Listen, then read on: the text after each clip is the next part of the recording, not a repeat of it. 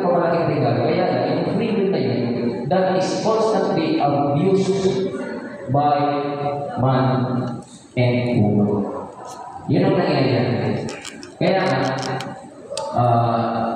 nadi-detach po ang communion natin sa ating Panginoon. Okay. The gift of free will came with the gift of life.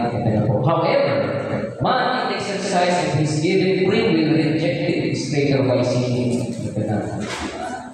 Tempted by the devil, man let his trust in his creator die in his heart.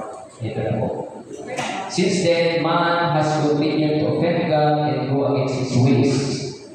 Not only brings us away from God, but also makes us doubt the Father's goodness and love for us. Kahit tayo nagkakasama, dear brothers and sisters, itong kagandahan sa atin. Kagandahan. Ang ating Panginoon, hindi po tayo pinapabayaan. He will always use other people to tackle you, to touch your heart, to be reconnected again with our dear Lord God. Yun ang kagandahan po. Hindi po siya nagsasawa na ipagpaalala sa atin na ikaw ay worthy. Ikaw ay kahit makasalanan, mahal na mahal ka. Diba? Let us put into perspective sa parents, diba? Ang parents po natin kapag nagkakasala tayo, lalo-lalo na magulang na babae, matakot na at malay sa salita, makakasiti ka. Sakto, humingi ka ng bawal, humingi ka ng allowance, i-deny mo sa iba. Humingi ka ng pag-tuition, bumili ka ng cellphone. Nako, katakot ka kang matatanggap ng ganito. Pero si Lord God, hindi. He will just use that experience to learn a lesson. Yun ang kagandahan. If you are going to internalize what you've done out of that act, why did you commit sin? Marirealize mo yan. Pero minsan talaga, ang mga experiences natin sa buhay, it will make us humble. Kaya nga, siguro, sa inyo, dear brothers and sisters, kung dito kompleto pa yung mga magulang nito, you are very lucky. Ako, lumaki ko, San Jose College ko wala yung papa ko. Kaya, dito ko natutunan ko paano talaga what is the proper approach in particular in how to win their heart. Kaya, yun, misguided ako. So, yun po, i-treasure po natin yung mga magulang natin. Because even though na minsan nakakairita ang mga buwa namin, later on you will realize that they are just guiding you kahit na sawak-sawakan sa kakapakinig sa cellphone ng magulang ng mama. Okay lang mo.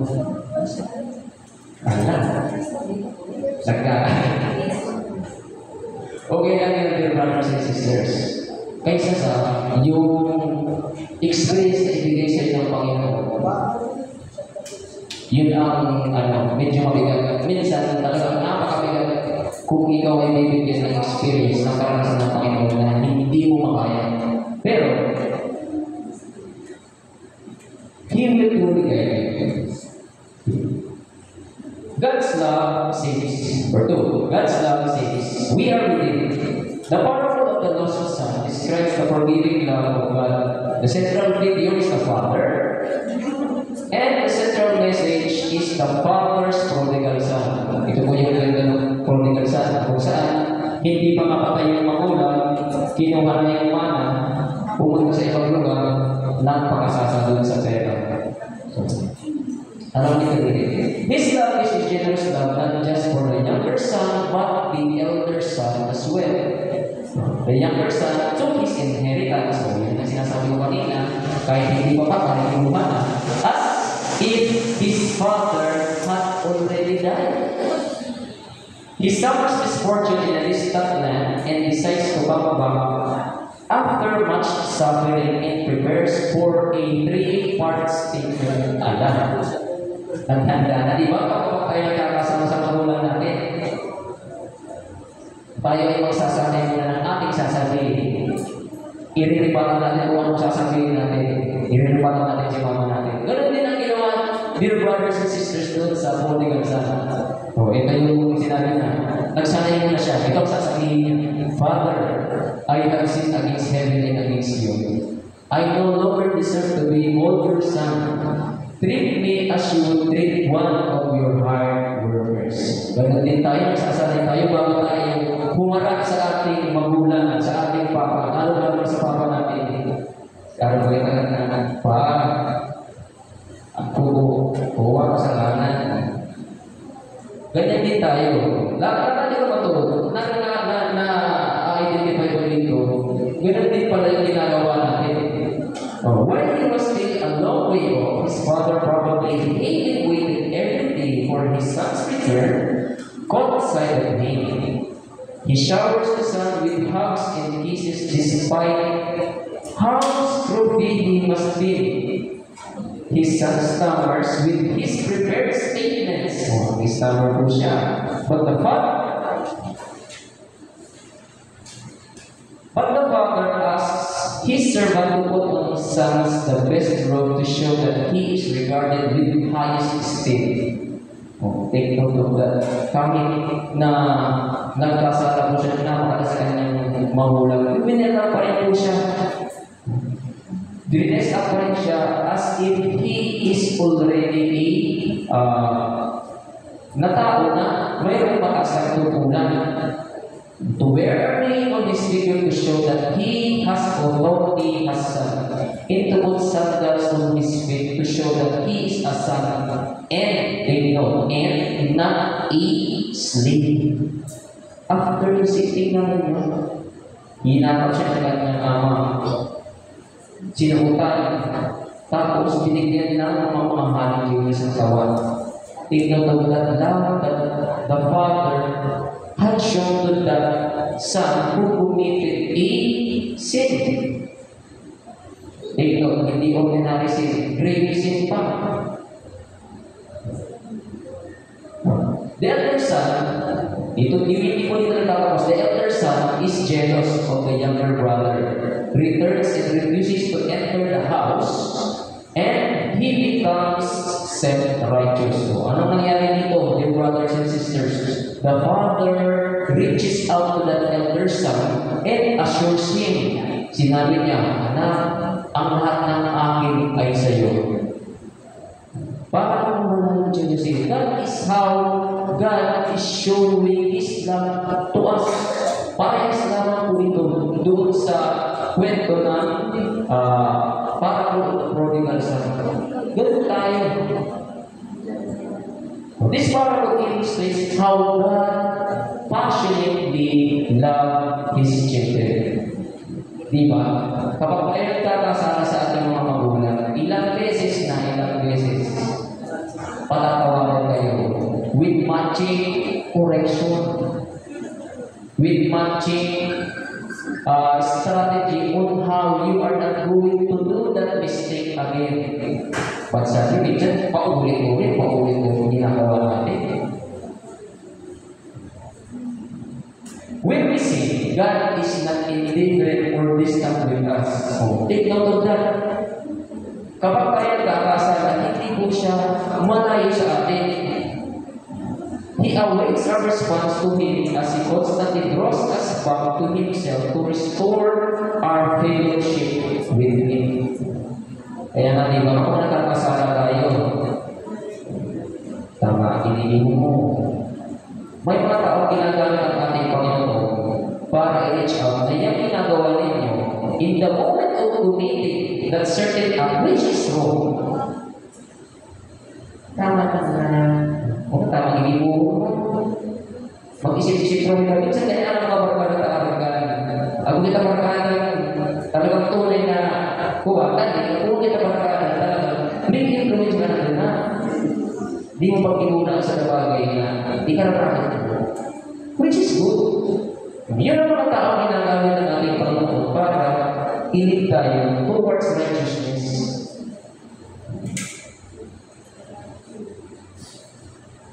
St. John Paul II tells us that God's love is expressed in the offering of His only Son. Take note of that.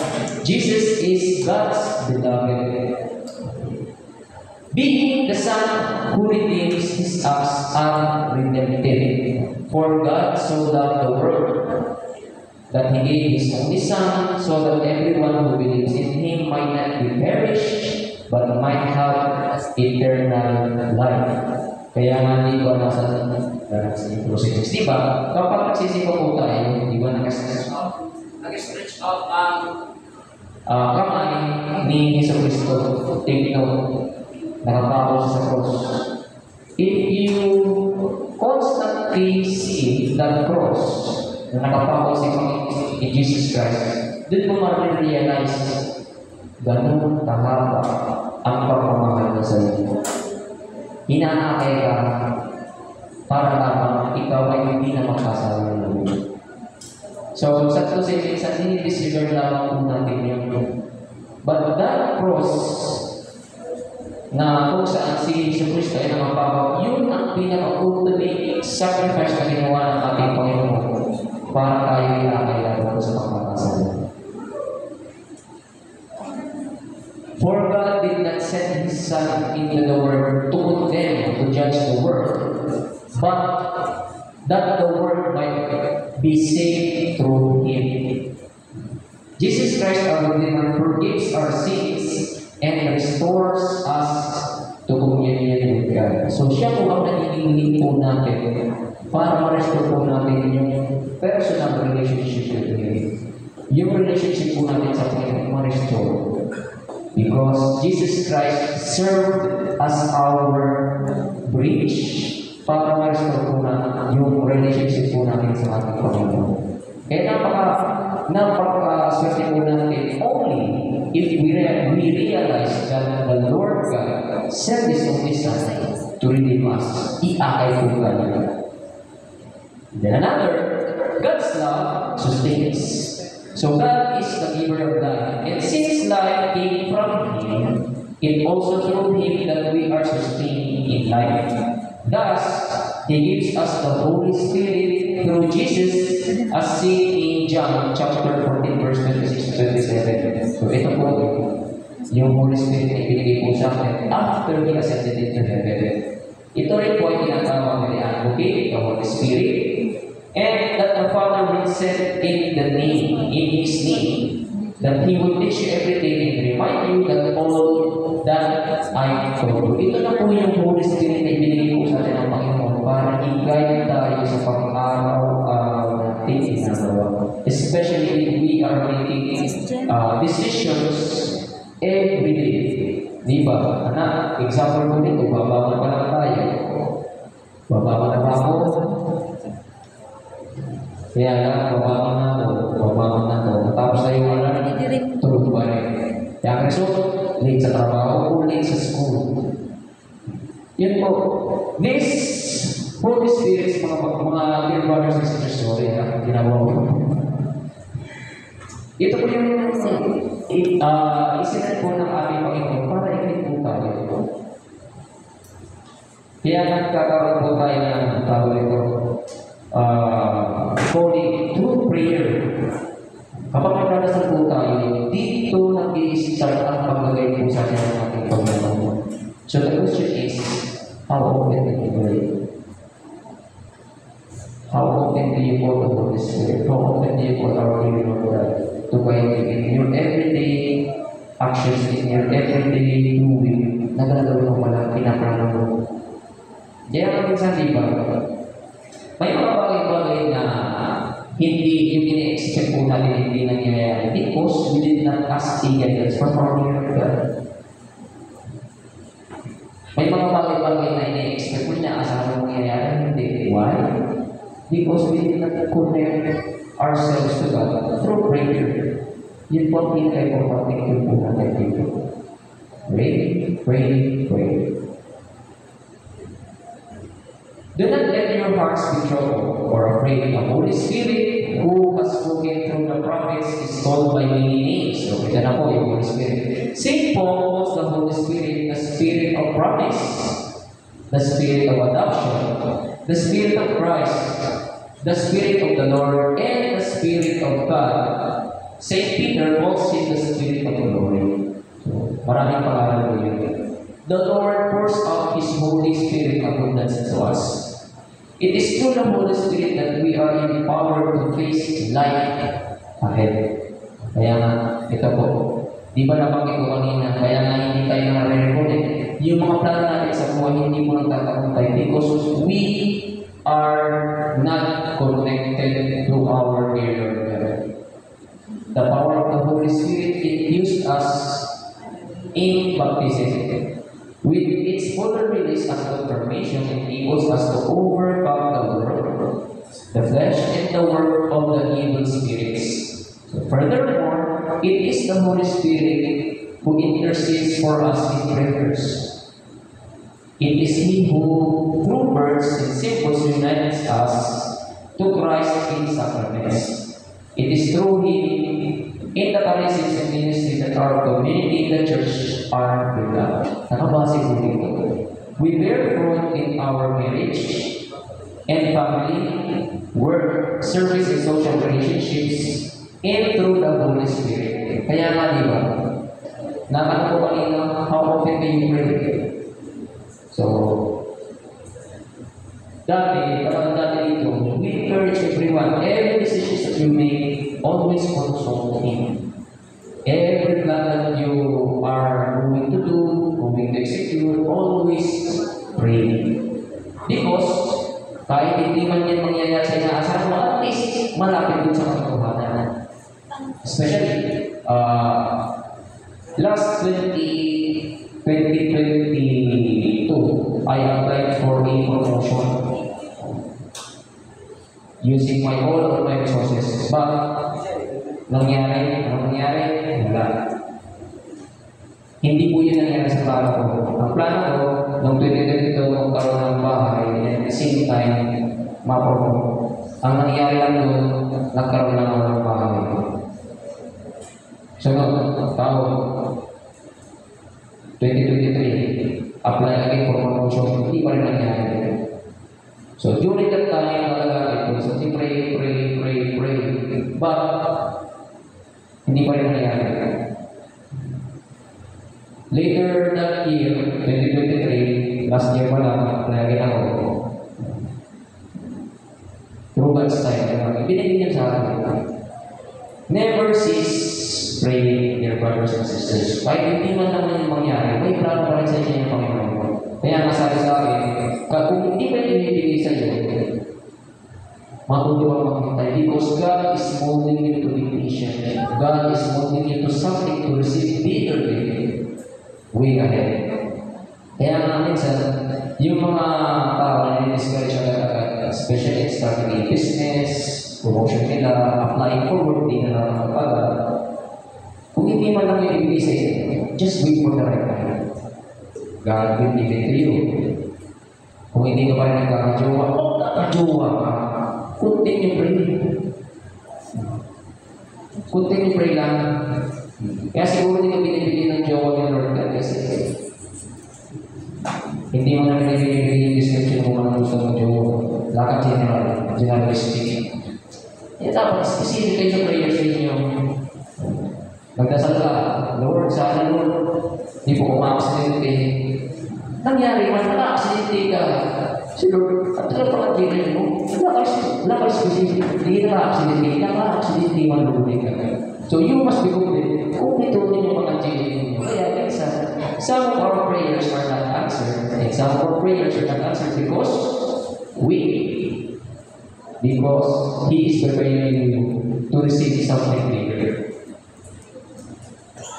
The role of the Holy Spirit is to sanctify or make holy a person forgiven by Christ. After the fall, the Holy Spirit, through His grace and the work of using man into communion with God, restores man to his original state. So in short, the Holy Spirit role is to give a new life through the revelation of man. Ito po yung role ng Holy Spirit. Kapag nasa atin ng Holy Spirit, narinig tayo para bagong tao tayo. Kaya napakalagi po natin, kahit na si Lord Jesus Christ, hindi na po natin nakikita. He sent His Holy Spirit to guide us, to become a new version of ourselves. So in conclusion, God's love is reflected in His creation. So God's love is described in the parable of the Father and His two sons. But the fullest revelation of God's love is sending of the Son, together with the Holy Spirit, to suffer and die, that we may have eternal life. Thus, it is of utmost importance that we know who this Son really is. Wait ang tanong. Ang tanong, what is your personal experience about God's love? Ano yung naranasan mo personal sa ating Panginoon? Okay, for that, may God praise. So, mag-focus po tayo, hiwalay po yung brother, hiwalay po yung sisters. So, yun po. Meron po talagang discussion group leader na magpapasalitate po sa inyo of how you are going to share your experiences. Yes. Ayoko na lang. 안녕하세요. 내가 빈입니다. Hello everyone. Ako po si Mrs. Queen. And I also work with the GU sa Nagobaba office na po. And I work with the GU OCPBC. And you can call me Mrs. Queen. Ano ko si Jenny. Nagbibigan ko makeup guys. Sa friend ko sa Legazpi, kaya ba yun ni Marta. Kasi yan ang makeup na ako, nagagay. Okay, anyway, so we will be having, kumbaga sa mga pinagsabi po ni Tito Bok sa bago. And gagawin po natin questions later on. So, may groupings kita. So, magandang na lang. Chika-chika. So, pero ano yan, parang reflection na din at the same time. And para mas mapis ko lang ako. So, we will break it down into small groups para sa ating discussion groups. Okay, so first with the sisters, Sis Riggs muna. Sis Riggs, so, ayan, napakaganda si Sis Riggs. Ayan, si Sis Camille. So, mas kilala naman siya sa Sis Camille dito sa So, ang group na mahalaga niya, si Christine, Noemi, and Trisha. So, siya po ang kilala sa ito. Wala sa rin. Both di pa din sa 11 na. Okay, next po, I along with Mom Emmy, Sis Emmy, nandito. Sis Emmy and me. So, Sis Emmy and me, ano namin, si Jonah and Mikay. Saan si Jonah and Mikay? Tapos Jonah. Sa amin kayo dalawa. And kay Sis Iya naman, Sis Iya, come here. We find ways. Ayan, si Sis Iya, ayan ang handala siya maging discussion group ni Ella Jane siya and Angelica. So, asa si Ella Jane and Angelica. So, silang dalawa. Okay, for our brothers naman, so we have Kuya Carlo. Asa si Kuya Carlo? Si Kuya Carlo. Balik na. Ayan, si Kuya Carlo po, ang handle niya is si Nathan and si Jimrex or si Jen. And then, si Kuya Char naman, si Raymond, sa Raymond and John Ray. Ay, Carlo. Okay. Si Kuya Carlo, Nathan, tapos si Jen.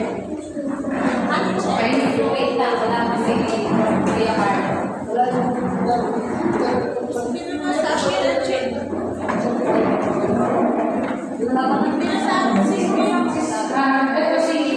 Ito si Jonah, tapos si